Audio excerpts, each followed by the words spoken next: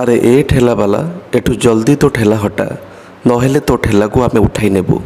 ସହରର ସବୁଠୁ ଜନଗହଳିପୂର୍ଣ୍ଣ ବଜାରରେ ହଠାତ୍ ଗହଳି ଲାଗିବା ଆରମ୍ଭ ହୋଇଗଲା। ଅନ୍ୟମାନେ ବି ରାସ୍ତା ଉପରେ ବ୍ୟବସାୟ କରୁଥିଲେ।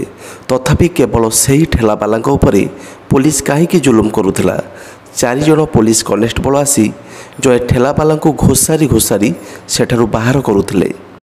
ସେ ଠେଲାବାଲା ଜଣକ ହାତ ଯୋଡ଼ି ନେହୁରା ହେଉଥିଲେ କି, ବାବୁ ମୋର ଦୁଇଟି ଝିଅ, ଏ ଠେଲା ହେଉଛି ମୋର ଭରସା, ମୋ ପରିବାରକୁ ଦାନା ଦେଉଛି, ଦୟାକରି ମୋ ଠାରୁ ଛଡ଼େଇ ନିଅନ୍ତୁନି। ଯେତେ ନେହୁରା ହେଲେ ବି ସେମାନେ ତାକୁ ଛାଡ଼ୁନଥିଲେ। କହୁଥିଲେ, ତୋ ପାଖରେ ଆଉ 10 ମିନିଟ୍ ସମୟ ଅଛି, ଯଦି ତୋ ଠେଲା ନ ଉଠାଇବୁ ତାହେଲେ ଆମେ ନେଇ ଫୋପାଡ଼ି ଦେବୁ। ଠେଲାବାଲା ଗୁହାରି ଜଣାଉ ଜଣାଉ 10 ମିନିଟ୍ ବିତିଗଲା।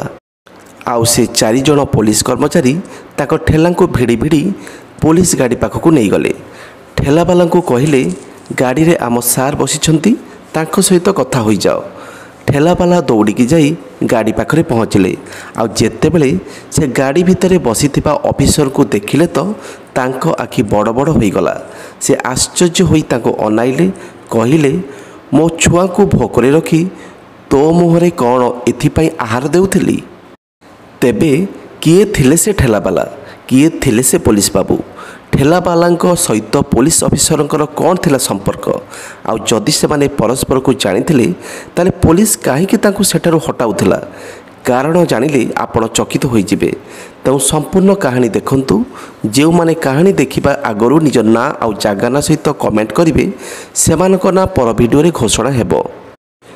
କାହାଣୀକୁ ପୁରା ଜାଣିବା ଆଗରୁ ଆମକୁ କିଛି ବର୍ଷ ଆଗକୁ ଯିବାକୁ ପଡ଼ିବ। ସେଦିନ ଥିଲା ରବିବାର ସନ୍ଧ୍ୟା ସମୟ। ନିଜ ମୋଫେଟ୍ ଲୁନାରେ ନବବିବାହିତ ସ୍ୱାମୀ ସ୍ତ୍ରୀ ଘରକୁ ଫେରୁଥିଲେ। ସ୍ୱାମୀଙ୍କ ନାଁ ଥିଲା ରାଜୁ ଆଉ ସ୍ତ୍ରୀଙ୍କ ନାଁ ଥିଲା ଜଲି। ବିବାହର ଗୋଟିଏ ବର୍ଷ ପରେ ରାଜୁ ସ୍ତ୍ରୀଙ୍କୁ ନେଇ ଶ୍ୱଶୁର ଘରକୁ ଯାଇ ଫେରୁଥିଲେ।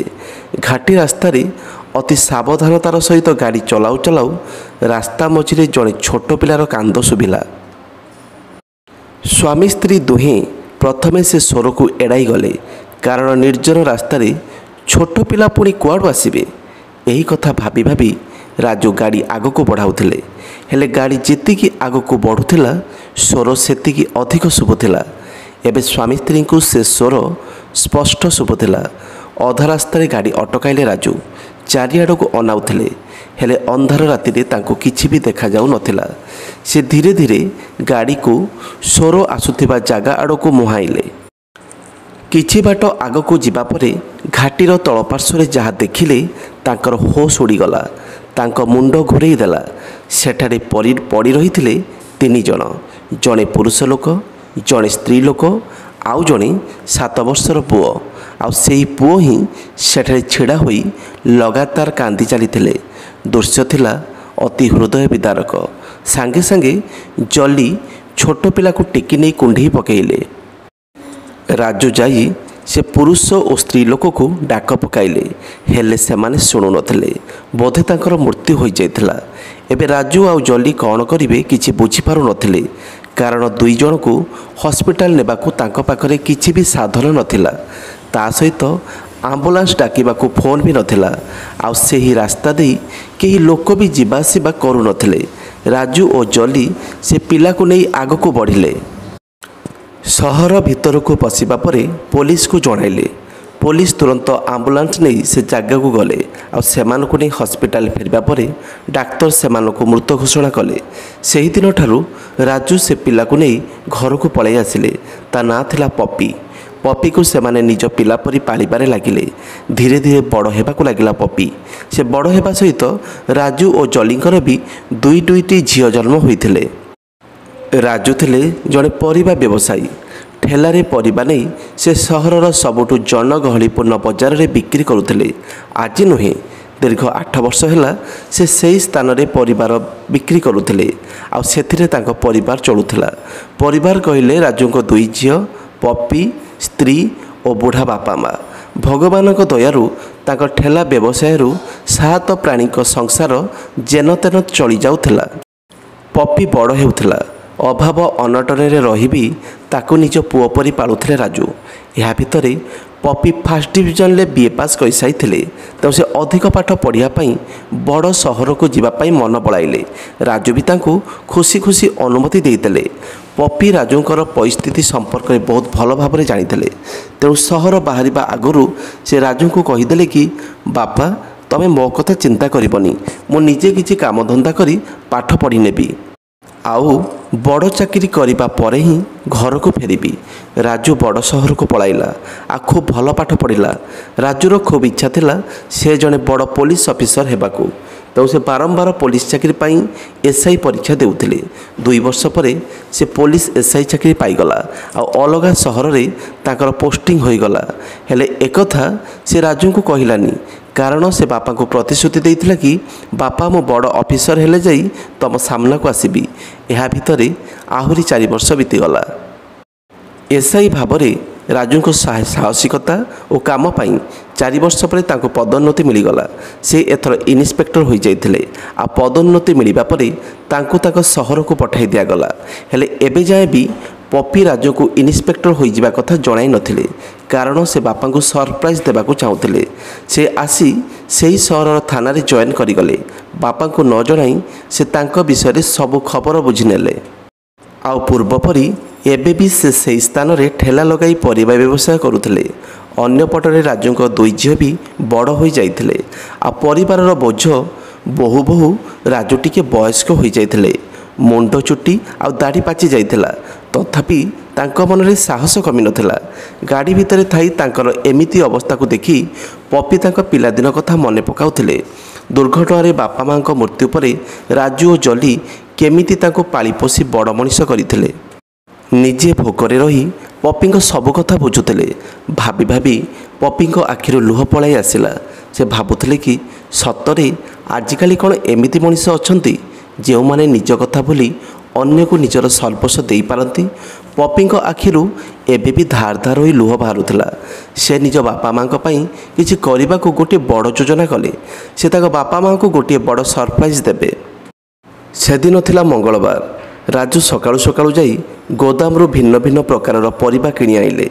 से निज ठेलारे सजाई सीधा चलिले बिक्री करिबा पाई। समय थिला सकाळ 9टा। 4 जण पुलिस कनेस्टेबल आसी तांको धमकाइबारे लागिले, एठारू ठेला हटा, नहेले तते जोरिमाना सहित तो ठेला जबत करा जिवो। राजू आश्चर्य होई गले। दीर्घ वर्ष हैला से सही स्थान रे ठेला लगाई परे व्यवसाय करुथिले। हेले आज केमिति सेमाने एठारू ठेला हटाया पई कहि परिबे? खाली से नुहे, अन्य माने भी ठेलारे विभिन्न प्रकार जिनिस बिक्री करुछंती। हेले पुलिस कहीं मते बाध्य करुछि एठारू ठेला हटाइबा पई? राजू संगे संगे हाथ जोड़ी पुलिस बाबू मानू को कहले कि सर मो वर्ष वर्ष हैला एठारे ठेला लगाउछि, कौन असुविधा हैला जे मते एठारू हटा जाउछि? सर दया करंतु, 6 प्राणी को नहीं मोर संसार, ए ठेला आम पई सहारा, मो संसार भासी जीव सर। ए ठेला आम पई सहारा, मो संसार भासी जीव, दयाकरी मते एठार उठांतुनी। हेले पुलिस बाबू माने थिले नछोड़ बंधा। कहले तम कथा किछि भी सुना जीवनी, तुमको एठार उठिबाकू पड़िबो, नहेले तम ठेला को जबत करिबु। तम पाखरे 10 मिनिट समय अछि, सेही समय भितरे तमे ए ठेला नहीं अन्य कुआडे पळाओ।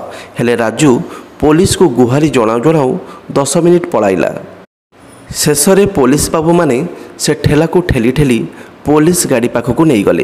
राजू भी पछरे दौड़ी दौड़ी सेमानक गोड़ तले पड़ जाउथिले। पुलिस बाबू माने कहिले कि गाड़ी भितरे आम सार अछंती, जाई देखा कर, जदि किछि होई पारे। सेडू ठेला छाड़ी राजू दौड़िले पुलिस गाड़ी पाखक। जेमिति से गाड़ी पाखरे पहुँची पुलिस सार को देखि से आश्चर्य होई गले। तांको मुंड घूरी गला। से आंगुठी देखई कहिले तू तू एठी, तू कौन सेमानकर सार? तते कौन मो पेटरू काटी एते बड़ मनीष करी आजिर दिन देखिया पाई? संगे संगे पुलिस गाड़ी बाहरी आसिले पपी आ राजू को कुंडे पकेले। पुणी गोड़ छुई प्रणाम कले। आ राजू को पाटी चापी धरी कहले बास बापा चुप कर, आउ कांदनी। हेले मो ठेला? कांद बंद करी राजू पचारिले, ठेला को छाड़ बापा, एबे तमे मो सहित चल। एतिकी कही राजू को निज गाड़ी रे बसैले पपी आउ एक स्थान को लेकिन गले। सेतेबेले जाए राजू किछि भी बुझी पारु नथिले, खाली बल बल करी से पपी को चाहूले। 15 मिनिट पर गाड़ी अटकिला एक सुंदर होटेल आगे। ରାଜୁଙ୍କ ହାତ ଧରି ତାଙ୍କୁ ଗାଡ଼ିରୁ ବାହାର କଲେ ପପି ଆଉ ହାତ ଧରି ହୋଟେଲ ଭିତରକୁ ନେଇଗଲେ। ହୋଟେଲ ଭିତରକୁ ପଶିବା ପରେ ସବୁ କର୍ମଚାରୀ ଏକାଠି ହୋଇଗଲେ ଆଉ ପପି ସମସ୍ତଙ୍କୁ କହିଲେ କି ଆଜିଠାରୁ ଇଏ ହେଲେ ତମ ମାଲିକ। ସମସ୍ତେ ରାଜୁଙ୍କୁ ନମସ୍କାର କଲେ। ସେତେବେଳେ ଯାଏଁ ବି ରାଜୁ ବୋକା ପରି ପପିଙ୍କୁ ଅନାଉଥିଲେ। ଏଥର ପପି ମୁହଁ ଖୋଲିଲେ, କହିଲେ ବାପା ତମେ ମୋ ପରି ଅନାଥ ପାଇଁ ଯାହା କରିଛ କେଉଁ ବାପା ତା ପୁଅ ପାଇଁ ବି ସେତିକି କରିବନି। ଚୁପ୍ କର, ଆଉ କେବେ ବି ନିଜକୁ ଅନାଥ କହିଲେ? ତୁ ଯଦି ଅନାଥ ତାହେଲେ ମୁଁ ତୋର କିଏ? ରାଜୁ ଭାବପ୍ରବଣ ହୋଇ ପପିଙ୍କୁ କହିବା ପରେ ପପି ରାଜୁଙ୍କୁ କୁଣ୍ଢେଇ ପକାଇଲେ, କହିଲେ ନା ଆଉ କେବେ ବି କହିବେନି। ହେଲେ ତମ ପାଇଁ ମୁଁ ଆଜି ଏତେ ବଡ଼ ହୋଇପାରିଛି।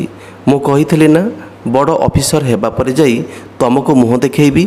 ଏବେ ମୋତେ ଭଲ କି ଦେଖ ବାପା, ମୁଁ ପୋଲିସ ଇନ୍ସପେକ୍ଟର ହୋଇ ଆମ ଥାନାରେ ଜଏନ୍ କରିଛି। ଏତିକି କହି ରାଜୁଙ୍କ ପାଦ ଛୁଇଁଲେ ପପି। ରାଜୁ ପୁରା ଖୁସି ହୋଇଗଲେ ଆଉ ଆଶୀର୍ବାଦ ଦେଲେ। ପୁଣି ପଚାରିଲେ କି ପୁଅ ତାହେଲେ ମୋତେ ଏଠାକୁ କାହିଁକି ନେଇ ଆସିଛୁ? ପପି କହିଲେ ବାପା ତମେ ଆଉ ସେ ଠେଲା ଧରି ପରିବା ବିକିବନି। ଆଜିଠାରୁ ତମେ ହୋଟେଲର ମାଲିକ।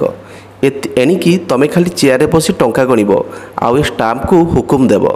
ତମକୁ ସରପ୍ରାଇଜ୍ ଦେବି ବୋଲି ପ୍ରଥମେ ଟିକେ ଡରାଇ ଦେଇଥିଲି। ଆଖି ଆଗରେ ଏତେ ସାରା ଖୁସି ଦେଖି ରାଜୁ ଆଉ ସମ୍ଭାଳି ପାରିଲେନି। ଆଖିରୁ ଧାର ଧାର ହୋଇ ଲୁହ ବୋହିବାରେ ଲାଗିଲା। ସେଇଟା ଥିଲା ଖୁସିର ଲୁହ। ପପିକୁ ସେ ଢେର ସାରା ଆଶୀର୍ବାଦ ଦେଲେ। ପୁଣି ସେ ପପିଙ୍କୁ ନେଇ ଘରକୁ ଗଲେ।